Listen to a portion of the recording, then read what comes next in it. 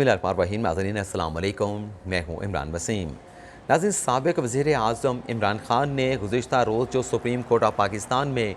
तौहीन अदालत के मुकदमे में जो तहरीरी जवाब जमा करवाया, जिसमें 25 मई के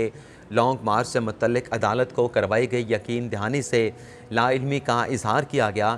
चेयरमैन PTI इमरान ख़ान के इस तहरीरी जवाब का आज पहला नतीजा सामने आया है और नतीजा ये सामने आया है कि चीफ साहब की जानिब से साबिक़ वज़ीर आज़म इमरान ख़ान पर अदम एतमाद का इजहार कर दिया गया है। ये क्या मामला है, इसकी तफ़सीलात आपके साथ हम शेयर करेंगे। और दूसरी ख़बर, जो साबिक़ वज़ीर आज़म इमरान ख़ान ने सऊदी वली-ए-अहद शहज़ादा मोहम्मद बिन सलमान को अपने निशाने पर रखा है, ये क्या मामला है, इसकी तफ़सीलात भी आपके साथ हम शेयर करेंगे। लेकिन इन दोनों ख़बरों की तफ़सीलात बताने से पहले आज के रोज़ की जो दीगर हैपनिंग्स हैं, जो दीगर डेवलपमेंट्स हुई हैं, उनकी तफ़सीलात आप नाज़रीन के साथ हम शेयर करेंगे। नाज़रीन, चंद रोज़ पहले बलूचिस्तान के इलाके में एक वाक़या पेश आया, जिसमें ख़बर ये सामने आई कि 5 साला बच्चे की ज़बरदस्ती शादी कर दी गई है और इस वाक़े पे चीफ जस्टिस वफाकी शरई अदालत की जानिब से मामले का नोटिस लेते हुए आज मुकदमा समाअत के लिए मुकर्रर किया गया। तो आज वफाकी शरई अदालत में 5 साला बच्ची की जबरी शादी से मुतल्लिक़ मुकदमे की समाअत हुई है। इसमें एडिशनल एडवोकेट जनरल बलूचिस्तान पेश हुए और चीफ जस्टिस की जानिब से ये रिमार्क्स दिया गया कि 5 साला बच्ची की इस तरीके से शादी करना, इसकी हमारी शरीयत में बिल्कुल इजाज़त नहीं है। तो एडिशनल एडवोकेट जनरल बलूचिस्तान की जानिब से अदालत से ये कहा गया कि जो 5 साला बच्ची है जिसकी ज़बरदस्ती शादी करवाई गई, उसको बाजियाब करवा लिया गया है और वाक़े के जो 2 मुल्ज़मान हैं उन्हें भी गिरफ़्तार कर लिया गया है और जो नाकाह खां है जिसने ये 5 साला बच्ची का ज़बरदस्ती निकाह पढ़वाया था, उसकी गिरफ़्तारी के लिए छापे मारे जा रहे हैं। तो इस रिपोर्ट के ऊपर जो एडिशनल एडवोकेट जनरल बलूचिस्तान ने आज वफाकी शरई अदालत के सामने पेश की, उस रिपोर्ट की रोशनी में मुकदमे की समाअत जो है वो आइंदा की तारीख़ के लिए मुलतवी करते हुए बलूचिस्तान हुकूमत से आइंदा समाअत पर मामले पर जो है वो पेशरफ रिपोर्ट, प्रोग्रेस रिपोर्ट जो है वो तलब कर ली गई है। यानी आइंदा समाअत पर अदालत ने यह कहा है कि बताया जाए कि इस मामले से जुड़े जो किरदार हैं, उन्हें तमाम किरदारों को गिरफ़्तार कर लिया गया है, क्या इक़दामात उठाए जा रहे हैं और ये जबरी 5 साला बच्ची की जबरी शादी का वाक़या जो है कैसे पेश आया, ये सारी तफ़सीलात जो है वो आइंदा समाअत पे तलब की गई हैं। इसके अलावा नाज़रीन, आज तहरीक-ए-इंसाफ़ के सीनियर रहनुमा सेनेटर आज़म समाती साहब ने एक प्रेस कॉन्फ्रेंस की। इस प्रेस कॉन्फ्रेंस में उन्होंने एक मरतबा फिर अपना तशद्दुद का जो मामला है वो मीडिया के सामने रखा और साथ में चीफ जस्टिस उमरता बंदियाल का उन्होंने शुक्रिया भी अदा किया। लेकिन आज इसके साथ साथ आपको ये भी बता दें कि चलो वो प्रेस कॉन्फ्रेंस में बार बार इस मामले को एजिटेट कर रहे हैं और सुप्रीम कोर्ट से कह रहे हैं कि इस मामले के ऊपर फर्दर कार्रवाई को आगे बढ़ाया जाए। लेकिन कल जो आज़म समाती पर तशद्दुद के मामले पर जो PTI के सेनेटर, अपोजिशन लीडर सेनेट के ऐवान में जो हैं डॉक्टर शहजाद वसीम, उन्हें बुलाया गया था, उनके साथ एडवोकेट फैसल चौधरी भी अदालत में पेश हुए थे। तो ज़रा ये बताते हैं कि कल जब ये दोनों PTI के रहनुमा director general human rights cell supreme court के सामने पेश हुए, तो वहाँ पे उन्होंने जो शवाहिद पेश किए आज़म समाती पर तशद्दुद के हवाले से उस पर DGHR सेल जो है वो मुतमिन नहीं हुए, क्योंकि जो शवाहिद जिनका जिक्र कर रहे हैं PTI के लोग के शवाहिद सुप्रीम कोर्ट में पेश कर दिए गए हैं, जिससे आज़म समाती के ऊपर तशद्दुद जो है वो साबित होता है। उसमें एक तो वो वीडियोज़ हैं जो आज़म समाती साहब के अपने घर की हैं, जब गिरफ़्तार करके उन्हें वहाँ से ले जाया गया उसके बाद की वो वीडियोज़ हैं, और दूसरा जो पिम्स हॉस्पिटल का जो मेडिकल बोर्ड बना था, उस बोर्ड की जो रिपोर्ट है जिसमें यह कहा गया था कि आज़म समाती पर किसी किस्म का तशद्दुद नहीं हुआ, वो मेडिकल रिपोर्ट जो है वो DGHR सेल को जमा करवाई गई। लेकिन जो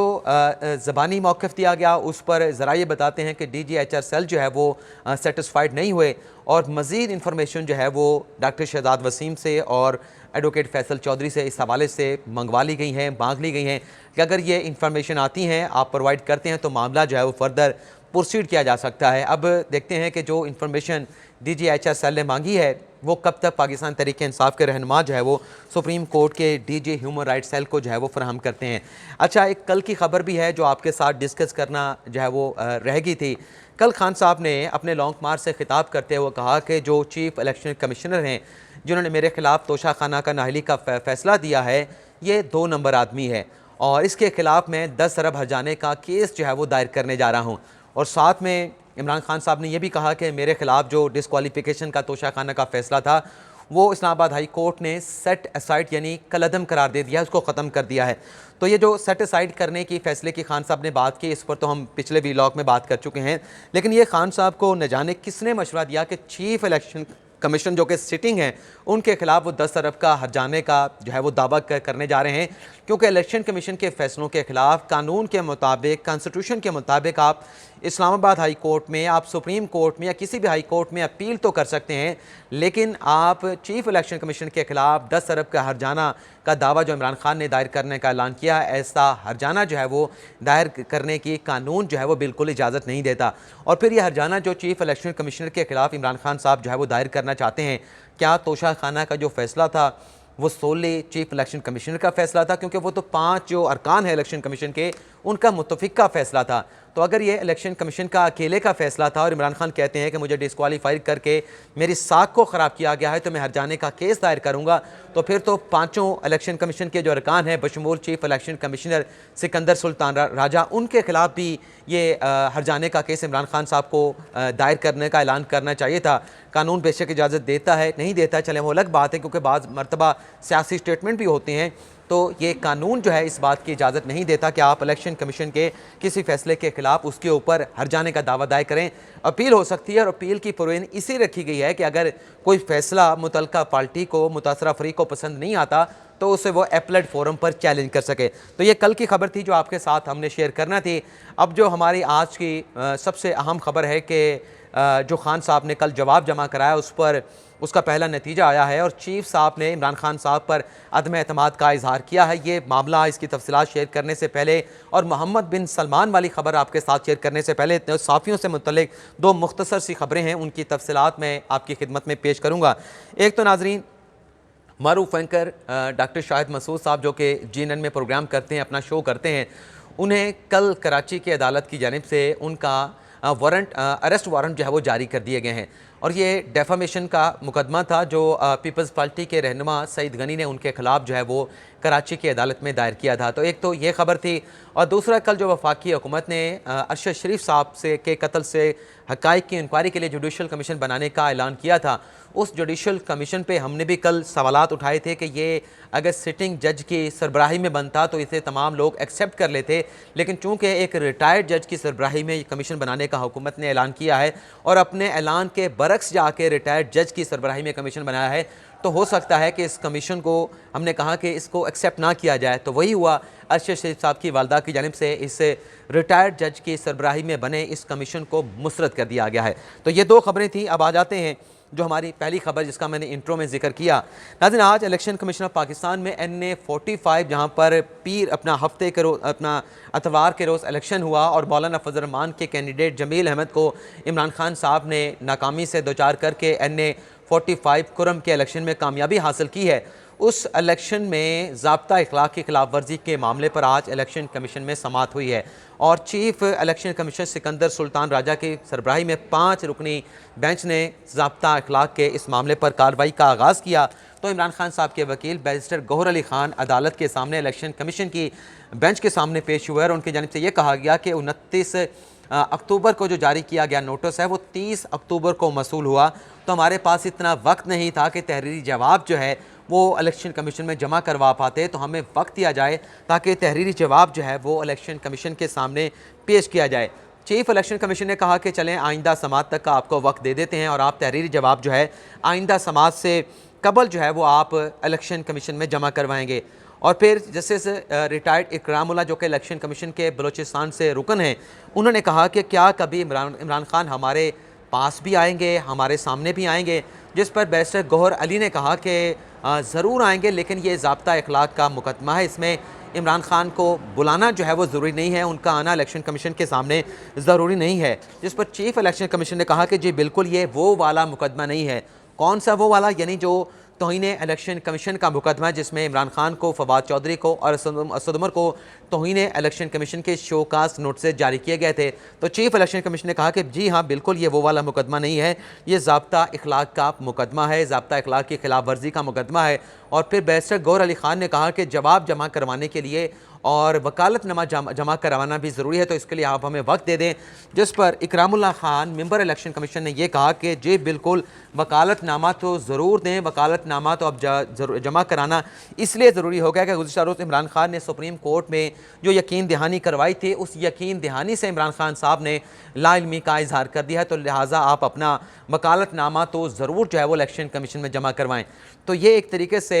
चीफ इलेक्शन कमीशन की सरबराही में बने गए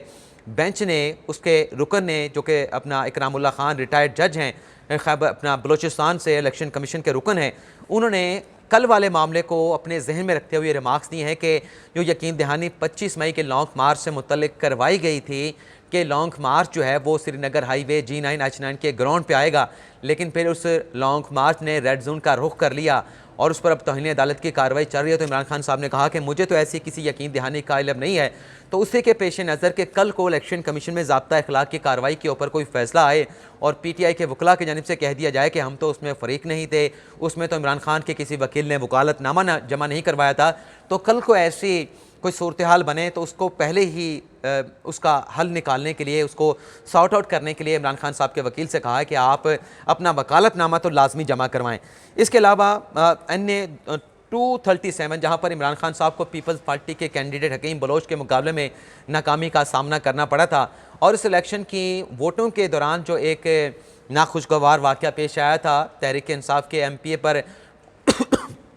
कुछ लोगों ने हमला किया था, उस पर आज इलेक्शन कमीशन में समाअत हुई है और इमरान खान साहब के वकील शहाब इमाम ने अदालत से ये कहा कि इलेक्शन 237 का साफ शफाफ नहीं हुआ और इसमें PTI के MPA के ऊपर मुखालफिन की जानिब से हमला किया गया, जिसकी वीडियो मौजूद है, प्रिजाइडिंग ऑफिसर का स्टेटमेंट मौजूद है, जिस पर इलेक्शन कमीशन की जानिब से कहा गया कि जहां पर आप जीत गए वो नतीजा तो आपके लिए काबिल कबूल है, लेकिन जहां पर आप हार गए उस पर आप जो है वो सवालात उठा रहे हैं। तो इलेक्शन कमीशन की जानिब से कुछ उन्हें यह भी कहा गया कि अगर किसी पे हमला हुआ है तो आप थाने से रजू कर सकते हैं और अगर धांधली हुई है तो आप इलेक्शन ट्रिब्यूनल से रजू कर सकते हैं, लेकिन बहरहाल आज की समाअत का जो फैसला है वो इलेक्शन कमीशन की जानिब से महफूज कर लिया गया है। अब मोहम्मद बिन सलमान सऊदी वली अहद को इमरान खान साहब ने कैसे अपने निशाने पर रखा है। नाज़रीन, इमरान खान साहब जो लाहौर लिबर्टी चौक से लॉन्ग मार्च लेकर इस्लामाबाद की जानिब आ रहे हैं, उसने 4 नवंबर को इस्लामाबाद में दाखिल होना था, जलसा करना था, धरना करना था। इस हवाले से तो